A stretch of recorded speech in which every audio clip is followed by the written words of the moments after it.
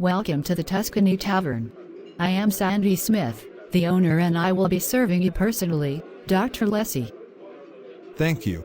I will keep it simple and ask for pepperoni pizzas for me, my wife, and the others. 3 large ones. And I will pay for them all. I will have Coca-Cola, my wife will have a glass of white wine, Carrie will have Pepsi, and both the Sims couple want only water to drink. As you wish, Dr. Lessie. And can you ask Jessica and Lucy to come see me in the kitchen? We have an urgent matter to discuss. Sure. Sandy, why did you ask to see us privately? I just got an offer to sell this restaurant. The offer came from a national chain of Italian restaurants called Olive Garden. I wanted to let you know about it. I've heard of them and I have eaten at a couple of their places. How much money did they offer you? $4 million. Sandy, do not sell this place. I only agreed to be a waitress here because I would be working for you personally. If you give up this place, I will quit immediately. I won't work for some giant corporation.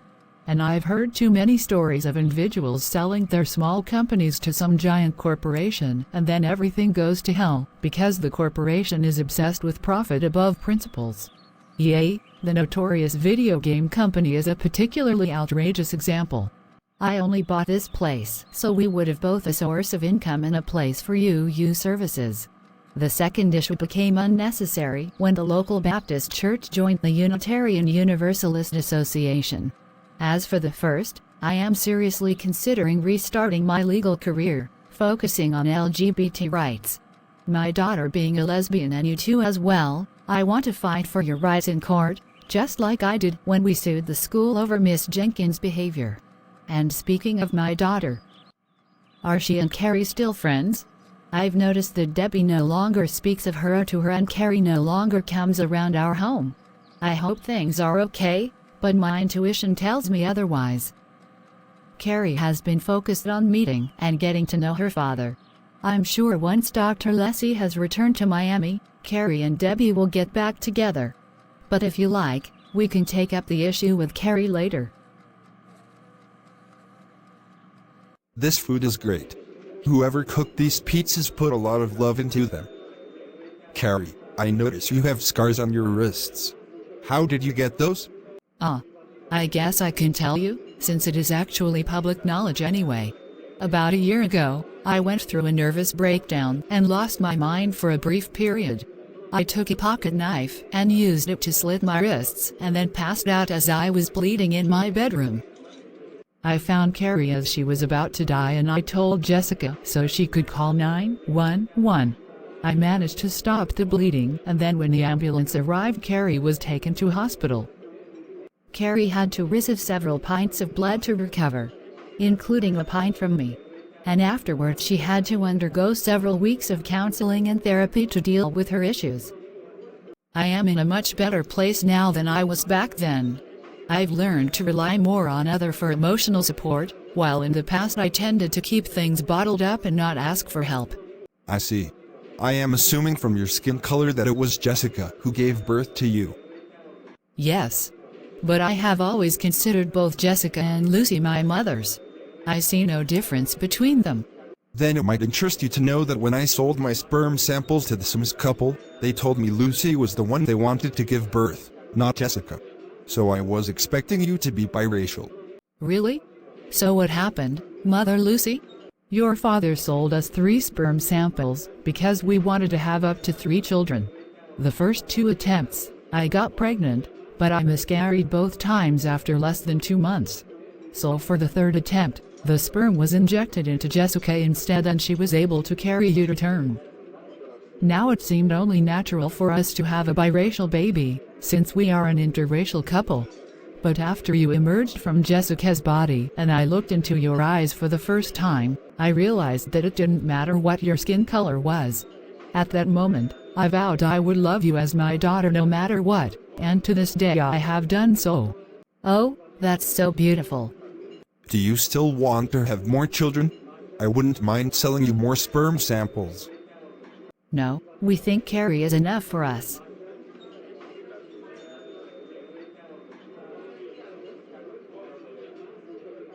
Carrie, Do you want to have a sibling? If so, we might consider adoption again. I really don't want to endure another pregnancy, and Lucy can't get pregnant again due to the hysterectomy she had 5 years ago. I'm fine with being an only child. Don't you get lonely sometimes? I used to, but then I met Debbie and she filled the void in my heart that could have been filled by a sister, so I am happy with her. Well, I got the distinct impression from Mrs. Smith that Debbie was not happy with you. You two are no longer speaking, I was told. I called Debbie a week ago to tell her about my talking to my father and she blew me off, saying she still missed her father and did not want to hear anything about mine. That was a serious mistake on your part. Now that Dr. Leslie and his wife are about to leave for Miami, you really need to apologize to Debbie and find some other subject to talk about besides your father. And unless and until Debbie asks about him, you must never bring up your father with her again. You are right and I am sorry. I will go see Debbie tomorrow.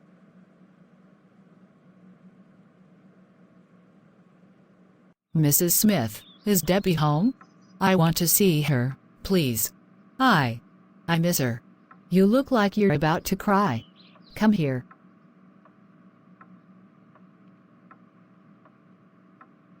I don't want to have more children, but you are like a second daughter to me.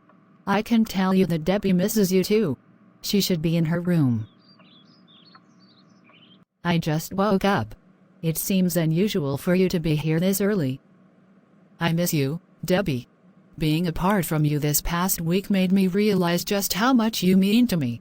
If I have lost your friendship because of what I said to you, then my life is ruined. I'm sorry. I am so sorry.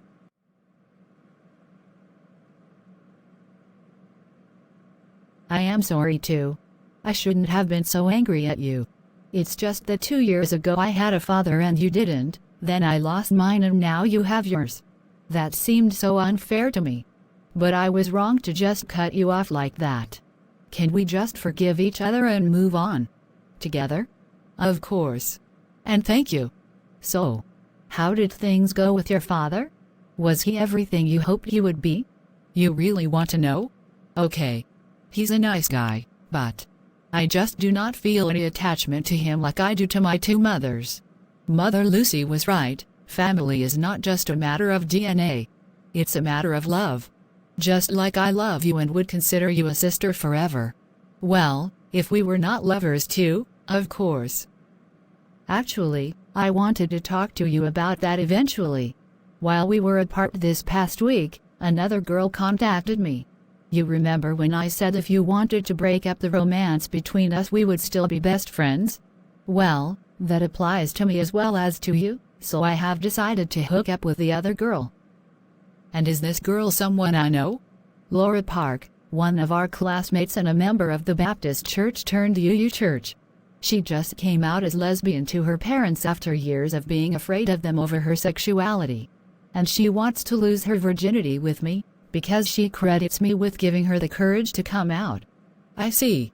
Even last year, I noticed you and she were flirting with each other. Yet you chose me first. Yes. We had a lot more in common, that's why. But now I am choosing Laura, because I want to help her explore her sexuality. But even if Laura and I do become a permanent couple, you will always be the first lover I ever had. And you were my first. And I will always treasure that, my best friend. I love you, forever.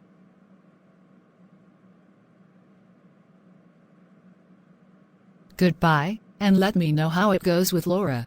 She'd better treat you right. Or she will answer to me, and you know how merciless I am to people who hurt the ones I care for.